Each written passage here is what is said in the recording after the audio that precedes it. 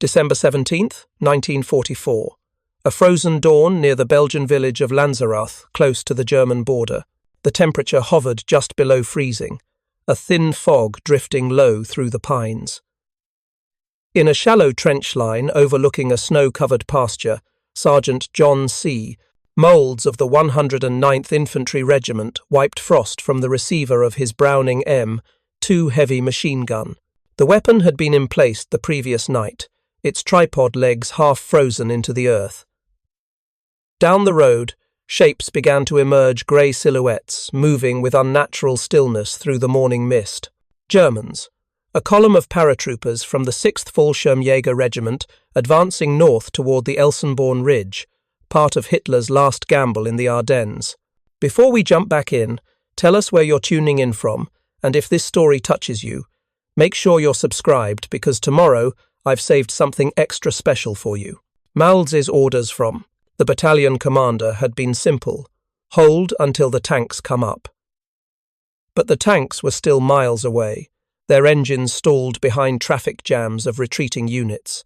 The small American outpost, 31 men, 2 Brownings, and a scattering of rifles, was about to face an entire German battalion.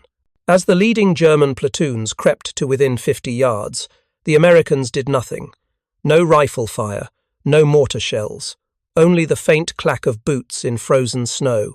Then, when the Germans entered the kill zone, the night-black silhouettes of the 2 M2 Brownings erupted at once. The weapon's distinctive thudding rhythm, 5 to 100 rounds per minute, broke the morning silence like tearing canvas.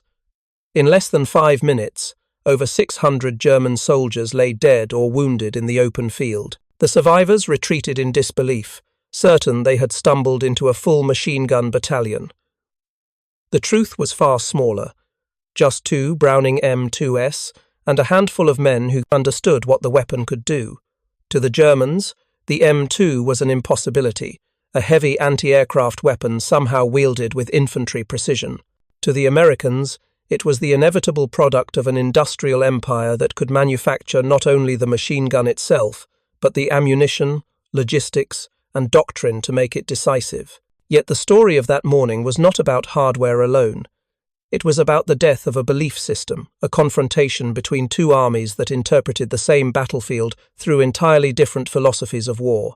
For 3 years, the German Wehrmacht had defined itself by a single conviction: that superior discipline, training, and tactical initiative, Auftragstaktik, could overcome material inferiority. This belief had survived even after the disasters of Stalingrad and Normandy. In the winter of 1944, German soldiers still carried within them the ghost of 1940 when their blitzkrieg had shattered France, and in 6 weeks, and driven the British into the sea. The Ardennes offensive, which Allied troops would later call the Battle of the Bulge, was conceived as a restoration of that lost faith. Hitler told his generals the attack would split the Western Allies and compel them to sue for peace. But for the men at the front, the goal was more personal: to prove that German fighting spirit, Kampfgeist, could still dominate the battlefield. In their manuals and briefings, German officers repeated the same axiom: American soldiers depended on machines, not willpower. The enemy's strength lay in artillery, in trucks, in endless streams of gasoline and ammunition. Break that chain, destroy their supply columns, and the Americans would collapse. On the other side of the snow-covered forest, the US infantry had internalized the opposite lesson. By the end of 1944, the American army had learned through bitter experience that courage alone could not win battles in Europe. Firepower could. Every tactical manual emphasized overwhelming volume of fire. Machine guns were not merely support weapons, they were the backbone of defense. The Browning M2, officially designated the Caliber 50 machine gun, Browning M2 HB, embodied this doctrine perfectly. Designed in 1918 by John Moses Browning, it fired a half-inch projectile capable of piercing an inch of steel at 200 yards. Initially intended for aircraft and vehicles, it had been adapted for infantry use through a series of modifications: removable tripod, lighter barrel, improved recoil buffer that transformed it from static emplacement to mobile fortress. Each gun weighed about 84 pounds without its tripod. Yet American doctrine justified the burden. An M2 could dominate a 1,000-yard stretch of terrain, suppress enemy snipers, destroy light vehicles, and even bring down aircraft. The philosophy was simple. Whoever controlled the M2 controlled the battlefield. In the autumn of 1944, as Allied forces advanced toward Germany, frontline companies increasingly integrated M2s into their defensive lines. While technically a heavy machine gun, the weapon's reliability made it invaluable during static operations. The Army's official field manual, 23-65, described it as the primary means of long-range defensive fire, suitable for sustained operation in all weather. That reliability came at a cost. Each barrel had to be swapped after every 200 rounds to prevent warping. Ammunition belts weighed 35 pounds each. Setting up an M2 position required sandbags, spare barrels, water for cooling, and a steady flow of ammunition from rear supply points. It was an entire logistical ecosystem centered around one weapon. The Germans, by contrast, relied on the MG42, a superb weapon in its own right, firing at 1,200 rounds per minute with unmatched mobility. But its very design reflected a different philosophy, a lightweight, disposable barrel system intended for short, violent bursts and constant movement. German machine gun doctrine envisioned the weapon as an extension of maneuver, not a fixed anchor point. When the Ardennes offensive began on December 16th, these two ideologies collided under conditions that favoured neither. Dense forests restricted visibility, freezing temperatures jammed lubricants, and supply lines froze in snow-choked roads. The battlefield became a test not of speed but of endurance, of which army could sustain coherent fire when everything else broke down. At Lanzerath, the men of the 109th Infantry Regiment had spent weeks reinforcing their sector. Their commander, Lieutenant Warren Springer, was a veteran of the Normandy breakout and understood the power of interlocking machine gun fire. He positioned the two M2s in defilade positions, overlooking a narrow valley where any attacking force would have to expose itself. Range stakes were driven into the ground 50, 100, 150 yards, carefully measured with field compasses. The plan was brutal in its simplicity. Allow the enemy to close to 50 yards, then fire simultaneously. The choice was not reckless bravado. At long range, the M2's tracer fire could reveal its position, inviting artillery retaliation. At close range, the Germans' tight formations, typical of assault columns, would magnify the weapon's lethality. In the early hours of December 17th, American lookouts detected movement through the fog, but held their fire. Through binoculars, Sergeant Mowlds counted ranks of paratroopers, advancing shoulder to shoulder, confident in their numerical superiority. The Americans waited, 50 yards, 40, 30. When the first German raised his hand to signal deployment, Mowlds pressed the butterfly trigger. The M2's twin barrels roared, spitting incandescent tracers that cut through fog like sparks from a forge. Entire squads disappeared under converging streams of half-inch rounds that tore through multiple bodies before burying themselves in frozen earth. One surviving German corporal later told American interrogators, "We thought they had 100 guns. The noise was continuous, like thunder that never ended." The engagement lasted less than 7 minutes. When it ended, the pasture was a mosaic of grey uniforms and churned snow. The American positions, hidden under camouflage netting, remained silent once the ammunition belts were spent. Mowlds ordered his men to conserve fire, knowing another wave would come, but none did. The survivors of the Sixth Fallschirmjäger withdrew, leaving hundreds of their comrades behind. When American reinforcements arrived that afternoon, they found the M2 barrels glowing red and the gunners' gloves burned from the heat. The official after-action report recorded 600 German casualties, most caused by 2 heavy machine guns at close range. The report also noted an important psychological detail. Enemy troops appeared disoriented and hesitant when engaged at such range, apparently unaccustomed to the destructive power of the weapon. That hesitation, those few seconds of disbelief, were the real victory. For the first time in the Ardennes, German infantry confronted the material reality of American firepower on its most intimate scale. To understand why they advanced so confidently into the field that morning, one must examine the intellectual lineage of German infantry doctrine. Since the late 19th century, German military thought had revolved around Bewegungskrieg, the war of movement.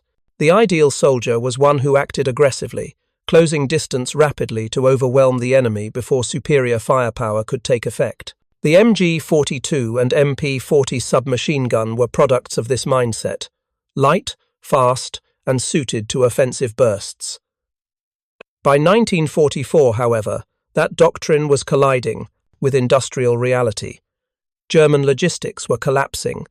The Luftwaffe had lost air superiority, and fuel shortages forced entire divisions to move on foot. Yet the mental reflex toward close-range assault persisted, reinforced by propaganda that glorified the Stoßtrupp, the stormtroop who conquered not with bullets but with will. In training depots across Germany, recruits watched films emphasizing the cowardice of American troops who relied on artillery and aircraft. Instructors reminded them that the United States produced soldiers from factories, not from heritage. The American was portrayed as soft, mechanical, predictable, a creature of buttons and machines. Thus, when German units attacked American positions in the Ardennes, they did so with the conviction that closing the range would nullify the enemy's technological advantage. The closer the engagement, the greater the advantage of German courage and initiative. At Lanzerath, that assumption met its antithesis. The Americans had no intention of engaging at long range, nor of withdrawing to regroup. They deliberately invited the Germans into the zone where the M2's ballistic energy was absolute. Each 50 caliber round left the barrel at nearly 3,000 feet per second, carrying more than 10,000 foot-pounds of energy, enough to punch through brick walls, engine blocks, or multiple bodies in a single path. Within 50 yards, its terminal effects were catastrophic. The Germans' attempt to exploit close combat had placed them in the very range where the M2 was most lethal. The event revealed an irony central to the entire Western Front. German doctrine sought to win through proximity, while American doctrine sought to win through firepower density. The closer the Germans advanced, the more they exposed themselves to the very force they believed they could overcome. The after-action interviews conducted by the U.S. Army's Historical Division in 1945 recorded more than tactical data. They captured a shift in mentality. Sergeant Mowlds, when asked how he decided to hold fire until 50 yards, answered simply, "Because that's where they believed they'd be strongest." In those few words lay the essence of the encounter, a duel not merely of weapons, but of belief systems. By the end of that week, similar engagements occurred across the Ardennes, at Elsenborn Ridge, at Krinkelt, and at Baraque de Fracture. Small American units used concentrated M2 and M1000 919 machine gun fire to repel vastly superior German forces. The cumulative effect was devastating. German commanders reported unexpectedly heavy losses at medium and short range, a phrase that concealed their growing recognition that American defensive firepower had reached an industrial scale beyond anything they could match. The lesson for both sides was brutal but clear. In the age of mass production, courage was no longer the decisive currency of battle. Preparing and narrating this story took us a lot of time, so if you are enjoying it, subscribe to our channel. It means a lot to us. Now, back to the story. In the weeks that followed the clash at Lanzerath, snow continued to fall over the Ardennes. German wounded froze where they lay, their bodies buried under the same drifts that covered the shattered pine branches and empty ammunition belts. For the Americans who survived, the battle was less a triumph than a revelation, a glimpse of how far modern warfare had moved beyond human endurance. When Sergeant Mowlds' platoon was relieved 2 days later, they were found nearly deaf from the concussion of their own weapons.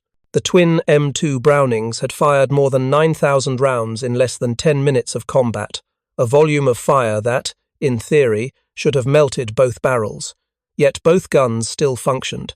The gunners had alternated between barrels using asbestos gloves and the primitive discipline that came only from experience. The men spoke little as they were withdrawn from the line. Most had not slept in 48 hours. When a staff officer congratulated them, Mowlds answered only, "It wasn't us, it was the guns." That remark, though modest, captured the entire logic of American warfare in the winter of 1944, a system in which human will had become an extension of mechanical firepower. The Browning M2 had been born from the industrial ferment of the First World War. When the American Expeditionary Force entered combat in 1917, they discovered that their rifle-caliber machine guns could not penetrate the steel armour of German aircraft or the thin plating of the new tanks. John Browning's answer was characteristically direct. Enlarge the cartridge, thicken the barrel, and double the recoil buffer. By 1918, the first prototypes fired a cartridge nearly 5½ inches long, the 50 Browning machine gun round, propelling a bullet that weighed nearly twice as much as that of the standard rifle. The weapon was too late for the trenches of France, but the U.S. Ordnance Department retained it as a universal gun, adaptable for aircraft, armour, and infantry alike. Between the wars, the M2 evolved into a modular system. Air-cooled versions armed fighters and bombers, water-cooled versions guarded airfields and ships, flexible mounts equipped jeeps and half-tracks. The infantry variant, the heavy-barrel ground model, entered production in the early 1930s. By the time of the Normandy landings in 1944, the M2 had become ubiquitous. Every American division possessed hundreds of them in tanks, on trucks, in defensive emplacements, and sometimes on makeshift tripods welded by engineers in the field. The sheer volume of production was staggering. By war's end, American industry had built over 2 million 50-caliber machine guns and more than 3 billion rounds of ammunition. That number represented not just industrial capacity, but logistical mastery. Each M2 position required constant feeding. The belts arrived packed in metal cans, each holding 110 rounds, weighing over 30 pounds. Soldiers referred to the ammunition as bricks of death, heavy, unwieldy, and indispensable. Quartermasters had to calculate precisely how much could be carried by truck or mule without exhausting men or fuel. In the Ardennes, where supply lines twisted through icy forests, this logistics chain became a lifeline. Even as German tanks overran forward depots, American transport units, many composed of African-American drivers in segregated battalions, kept the ammunition moving. It was those unseen convoys that made it possible for men like Mowlds to sustain their rate of fire.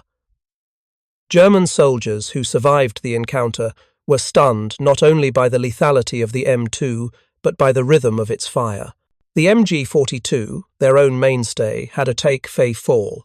Distinctive, high-pitched roar so fast that Allied troops nicknamed it Hitler's buzzsaw. Yet in the frozen air of the Ardennes, its sound was sharp and frantic, lasting only in bursts before barrels needed replacement. The Brownings' slower, heavier, beat 500 rounds per minute felt deliberate, inexorable. One captured German lieutenant described it in interrogation as the sound of inevitability. He added, "You could feel each bullet pass the air like a hammer." American doctrine had deliberately embraced that tempo. The slower rate reduced overheating, conserved ammunition, and produced a psychological effect. To those under fire, the M2's rhythm sounded less like desperation than judgment, a steady mechanical will that did not tire. Technically, the weapon's design made it nearly indestructible. Its recoil-operated mechanism was simple, and its parts were machined with tolerances broad enough to function even when frozen or fouled by dust. In the field, crews could strip and reassemble it in less than 2 minutes, using only a cartridge as a makeshift tool. The gun's massive muzzle energy also allowed it to perform roles no other infantry weapon could match. At 600 yards, a 50 caliber round could penetrate 10 inches of pine or half an inch of armor plate. At 1,000 yards, it could still punch through the side of a truck. When mounted on a tripod with a traversing and elevating mechanism, a single gun could sweep an area the size of 2 football fields with lethal coverage. Such destructive potential transformed how American units conceived of defense. The doctrine of base of fire, formalized in Infantry Field Manual 7-10, stated that every platoon should establish a fixed point from which all other maneuvers radiated. That point, ideally, was an M2. The gun anchored the line. Rifles and mortars existed to protect it. In practice, this meant that the defensive mindset of the American Army was geometric. Machine guns were positioned not according to terrain, beauty, or convenience, but according to mathematical arcs of overlapping fire. Fields of fire were plotted with range cards and coordinates.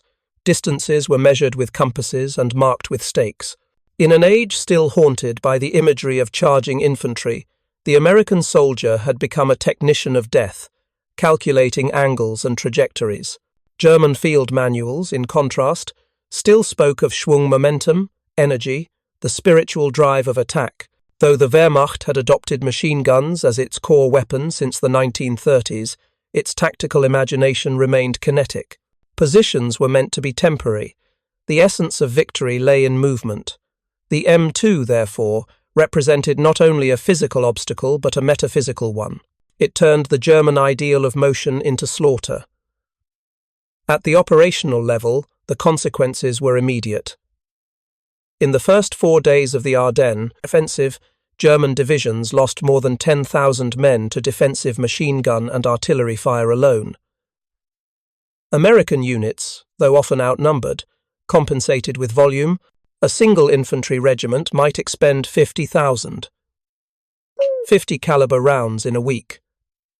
Reports from the First Army's ordnance officers described an unprecedented problem: barrel erosion. The guns fired so continuously that spare barrels ran short.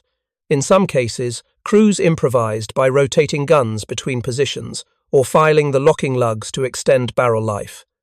Yet the system held. The combination of durability, logistics, and tactical geometry produced a battlefield equation that no human valor could solve. For the Germans who survived, this realization was corrosive. Interviews conducted after the war by the U.S. Army's Historical Division show a recurring pattern of disbelief. Many veterans spoke of the Ardennes as the moment they understood that the war was not merely lost, but unwinnable at the size. Material level. Oberleutnant Wilhelm Graef, a veteran of the Sixth Fallschirmjäger Regiment, told interrogators in 1946, "In the East we died from cold and hunger. In the West we died from metal. There was no space between." His phrasing captured a larger truth. The confrontation at Lanzerath was not an isolated incident, but a symptom of an industrial imbalance so vast that it transformed individual battles into demonstrations of production capacity. The United States entered the war with no standing army comparable to Germany's, yet by 1944 it was producing more than 70,000 aircraft, 50,000 tanks, and over 300,000 machine guns per year. The German economy, crippled by Allied bombing and resource shortages, could not keep pace. Every 50 caliber bullet that left Mowlds' gun represented an industrial process spanning continents. Copper from Chile, lead from Missouri, powder from Pennsylvania, brass casings stamped in Connecticut, all converging through the supply arteries of the Atlantic. The German soldier advancing through the Ardennes carried ammunition hand-loaded in underground workshops by forced labourers. The disparity was total, invisible, and final. Yet on the ground, the men themselves perceived the conflict in simpler terms: sound, recoil, exhaustion. Private Raymond Stewart, one of Mowlds' ammunition bearers, later wrote in his diary, "The snow came up in little fountains when the tracers hit. It looked beautiful until you remembered what was under it." That sentence, preserved in the division archives, reveals the strange dissonance of modern warfare, the mixture of awe and horror that surrounded the Brownings' power. To operate the M2 was to feel the recoil of industry itself. The weapon did not kick so much as pulse, a rhythmic shove that travelled through the tripod and into the frozen earth. Each belt of ammunition vanished in 13 seconds of continuous fire. Gunners learned to count the links by feel, replacing them before the gun fell silent. Communication within the crew was almost wordless. One man fed, one fired, one cooled, one counted. This choreography of efficiency was what distinguished American units in late-war Europe. Their cohesion derived not from ideology but from procedure. Manuals, not manifestos, governed their actions. To the Germans, this was alien. They had been raised on a mythology of comradeship, Kameradschaft, in which shared danger created spiritual unity. To the Americans, unity came from synchronization. In that difference lay the psychological fault line of the Western Front. The battle at Lanzerath thus exposed an irony at the heart of the Second World War, that the side which most celebrated the individual warrior was defeated by the army that had made its soldiers interchangeable. By the end of 1944, the German command structure was collapsing under its own contradictions. Orders demanded heroic initiative but punished failure. Hitler's insistence on offensive operations ignored the exhaustion of the army. Fuel shortages forced tanks to be abandoned. Ammunition stocks dwindled. Meanwhile, the US Army standardized everything. Machine gun mounts, ammunition cans, even belt links were interchangeable from Sicily to the Philippines. An M2 that broke in Belgium could be repaired with parts from an aircraft gun salvaged in France. This standardization extended to tactics. Across Europe, from the Siegfried Line to the Vosges Mountains, American infantry were repeating the same method. Lure the enemy into prepared fields of fire, then annihilate them with converging machine gun and artillery bursts. It was not glamorous, it was not cinematic, but it worked. The M2's very sound became part of that system, a mechanical metronome marking the rhythm of Allied advance. When German prisoners were later interrogated, many expressed astonishment that Americans would allow them to come so close before firing. They interpreted it as arrogance, even cruelty. In reality, it was calculation. Range tables showed that at 50 yards, the 50 caliber bullet retained nearly all its muzzle energy, while dispersion, the spread of fire, remained minimal. By holding fire until that range, American crews maximized lethality and minimized exposure. What appeared to the Germans as reckless indifference was in fact the perfection of discipline, an obedience to mathematics over emotion. In one interrogation, a German sergeant described seeing comrades lifted off their feet by the impact. Another said, "It was as if the air itself was cutting us." For them, the experience destroyed the last residue of faith in the invincibility of German arms. For the Americans, it reinforced a different kind of faith, that industrial mastery and technical order could impose meaning on chaos. By early January 1945, the Ardennes offensive had collapsed. The weather cleared, Allied air power returned, and German divisions retreated east, leaving tens of thousands of dead behind.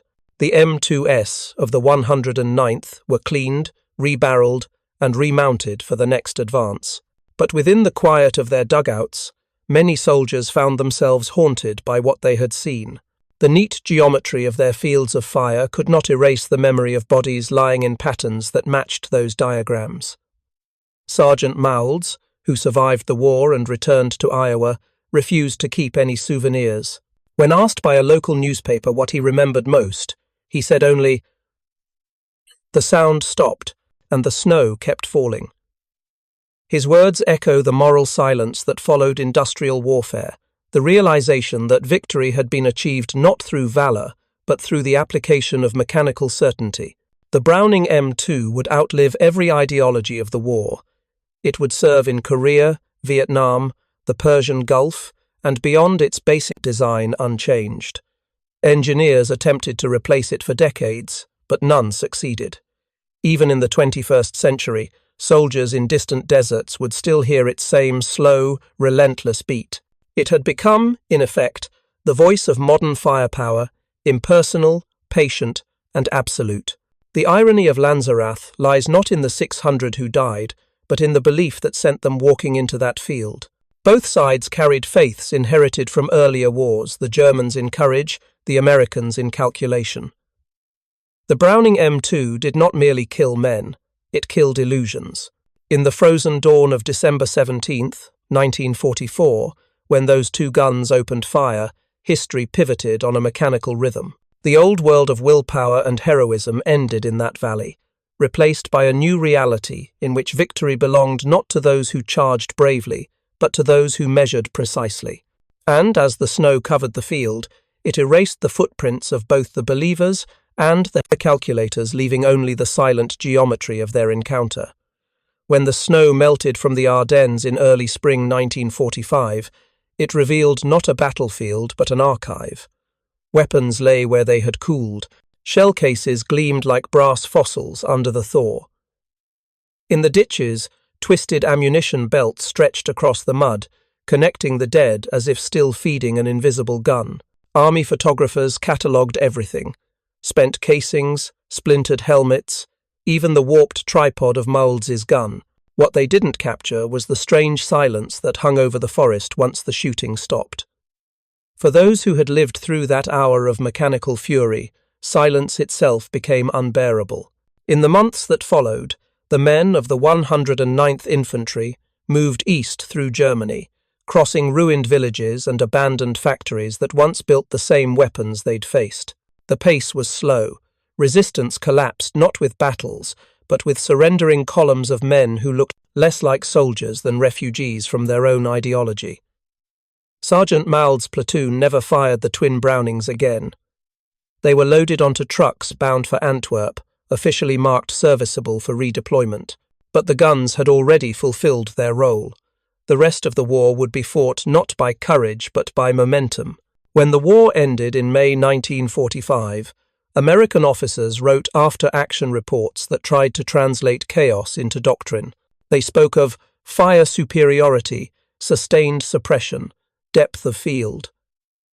To the bureaucrats in Washington, these phrases sounded sterile, but to those who had manned the guns, they described something almost sacred: the belief that order could be imposed on violence by calculation.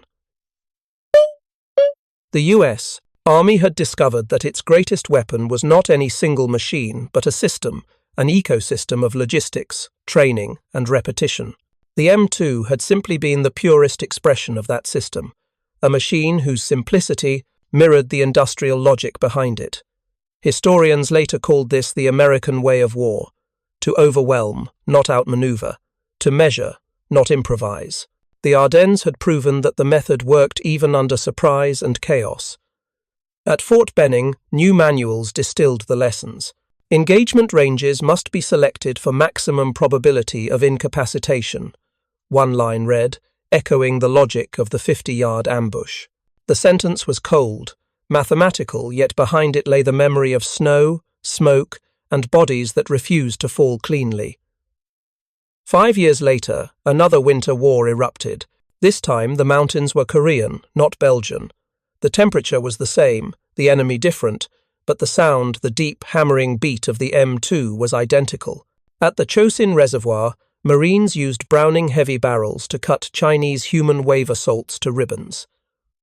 Officers estimated that single guns fired 20,000 rounds in a night. Barrel changes became ritual. The crews rotated bare-handed to keep the steel from freezing to their gloves. One Marine, Sergeant Harlan Koch, later told a reporter, "You couldn't tell where the men ended and the snow began. The gun never quit. That's what saved us." In Korea, the M2 completed its transformation from a World War II relic into a symbol of endurance. It was no longer merely a weapon. It was infrastructure, the sonic architecture of American defense.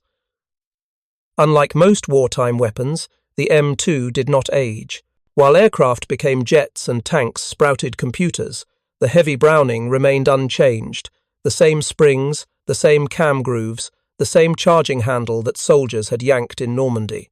Engineers tried to replace it. In the 1,950 seconds came the T-165. In the 1,970 seconds, the XM-307, each lighter, more sophisticated, and each quietly shelved. No new design could match the M2's blend of reliability, simplicity, and psychological authority. By the Vietnam War, American patrols mounted M2S on jeeps, boats, and helicopters. From the Mekong to Khe Sun, its deep thudding defined the auditory landscape of an empire. Viet Cong reports referred to it as the Black Dragon. They learned to locate it by echo and to fear it more than artillery, because the M2 never gave warning. Film footage from the period shows Browning crews bare-chested in the heat, feeding belts by instinct, the shells tumbling into the grass like rain. In the tropics, the same rhythm that once echoed through European snow now pulsed through jungle humidity. What had begun as an answer to German armour became a tool of counterinsurgency. The geometry of fire had expanded from the battlefield to the world. Inside the Pentagon, strategists turned the M2's legacy into abstraction. They spoke of kill ratios and fire envelopes. Computers modelled what gunners had once done by feel. Yet beneath those sterile graphs lay the ghost of the weapon's original simplicity. One trigger, one barrel, one relentless rhythm. The philosophy behind it seeped into every branch of the military. Air Force gunners measured sorties by tonnage dropped per target. Navy planners calculated destruction per minute. The post-war world had learned to quantify devastation. But among soldiers who had fired the gun, a quieter lesson lingered. They understood that behind every calculation stood the human cost of certainty. The M2 had taught them that precision did not erase horror, it refined it. Back in Iowa, Mowlds rarely spoke of the war. His children remembered the gunmetal box he kept in the attic, a belt of 50 caliber rounds, tarnished and inert. Once a year, on Veterans Day, he oiled them, then placed the belt back in its box like a relic. When he died in 1973, the local Legion post displayed the belt beside his photograph. The caption read simply, "He held the line." To the public, that phrase became shorthand for heroism. To those who knew the story, it carried a deeper irony that, holding the line, had meant waiting until the enemy was almost close enough to see their faces before the machine took over. In documentaries decades later, historians would replay the event as an example of tactical brilliance. Few mentioned the moral disquiet that followed. The veterans did not speak of killing 600 men. They spoke of surviving the knowledge that they had. By the 21st century, the M2, now designated the M2 HB, or heavy barrel, had served under 7 generations of soldiers. Its ammunition had evolved with polymer links and laser-cut tolerances, but its soul remained mechanical. In Afghanistan, gunners mounted it on armoured Humvees. In Iraq, on the roofs of MRAPs. Night vision optics replaced iron sights, but the trigger group stayed identical to the one John Browning designed in 1918. Soldiers nicknamed it Marduce, half in affection, half in fear. They spoke of it as if it were alive, temperamental, demanding respect. They knew that if you cleaned her properly, she would never betray you.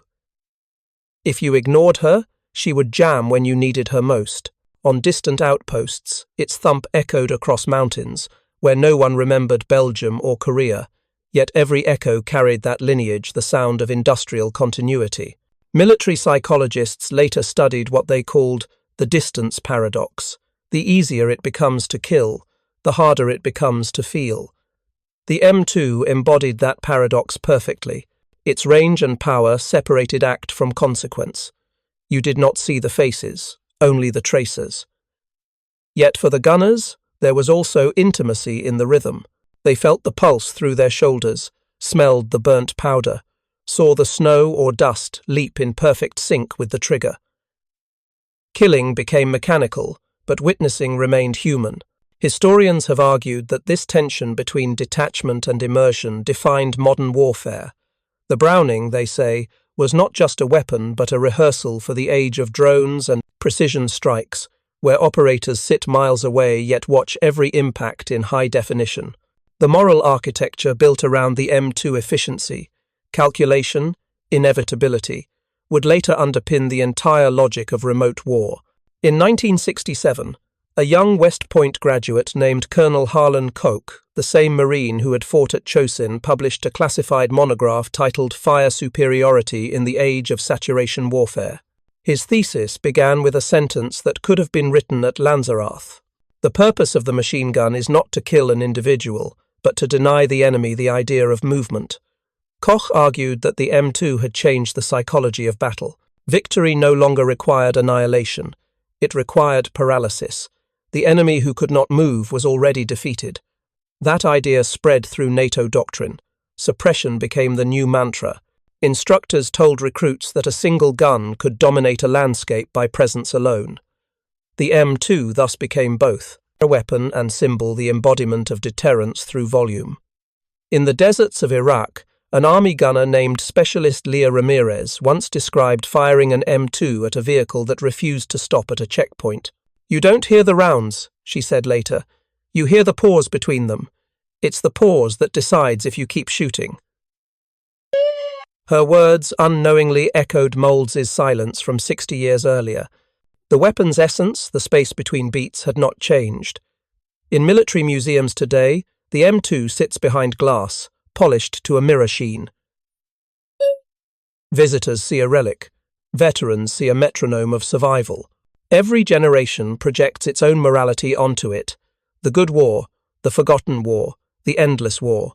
Yet beneath those labels, the gun remains what it always was, a mechanism built to convert energy into certainty. By the late 20th century, popular culture had transformed the M2 into an icon.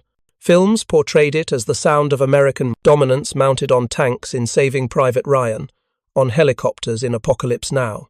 Each appearance reinforced the myth that technology could guarantee virtue, that the nation with the bigger gun was therefore the freer one. Yet historians who trace its lineage see a subtler story, one of continuity rather than conquest. The same system that produced the Browning produced the assembly line, the highway, the microchip. The M2's rhythm is the rhythm of industrial modernity itself. Repetitive, efficient, morally ambiguous. When military chaplains interviewed Ardennes veterans in 1946, many confessed an unease they couldn't name. They had followed orders, executed doctrine perfectly, and survived yet felt guilty. One chaplain recorded in his notebook, "They fear not that they killed, but that they enjoyed the orderliness of it." That line was never published in official histories, but it captures the quiet reckoning that followed every technological leap in warfare. Each advance promised control. Each victory revealed the emptiness of control without meaning. The Browning M2 thus became both triumph and warning proof that civilization could design precision without wisdom. Today, defense analysts still write about the M2's successors, the GAU-19, the XM-914, the lightweight 50LW50. Each claims to improve on the old design. Yet when conflicts erupt, soldiers reach for Mardus, because somewhere in its heavy frame lies a truth no computer can replace: reliability born of simplicity, and a sound that announces not chaos but authority. It is the last weapon of the industrial century still speaking in the digital one. In museums, curators demonstrate it to students. The gun sits silent on its tripod until the instructor pulls the charging handle with a metallic snap, the same sound that echoed in Belgian forests 80 years earlier. The students flinch. For an instant, history folds back on itself. Imagine again that snow-covered field in 1944. The men waiting behind their guns, the German column moving through the trees, unaware. The moment before the trigger breaks, time holds its breath. All the factories, all the logistics, all the calculations of war converge into that heartbeat. Then the gun speaks not in anger or glory, but in rhythm. Each round is a point on a geometric line drawn across history, from the Ardennes to Chosin, from Khe Sanh to Kandahar. Each impact reminds humanity of what it built when it chose precision over mercy. When the last echo fades, only the silence remains, the silence Mowlds remembered when he said, "The sound stopped and the snow kept falling." That silence is the true legacy of the M2 Browning, the proof that the more perfect our machines become, the less they need us until, at last, they inherit our wars and our conscience both. Up next, you've got two more standout stories right on your screen.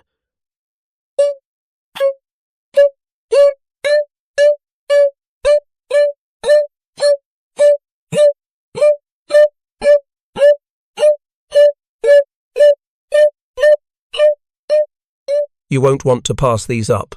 Just click and check them out. And don't forget to subscribe and turn on the notification bell so you don't miss any upload from us.